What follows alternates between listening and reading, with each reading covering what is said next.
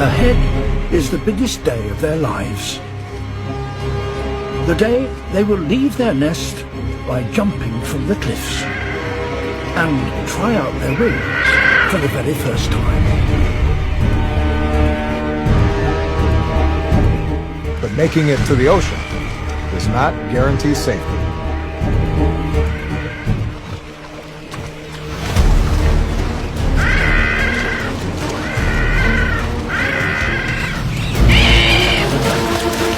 It's not just family who come to the rescue.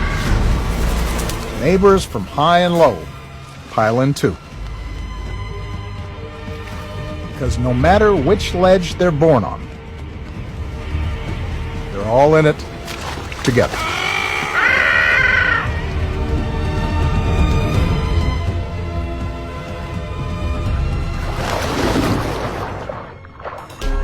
As proficient in the water as they are in the skies, their small but powerful wings allow them to dive 650 feet.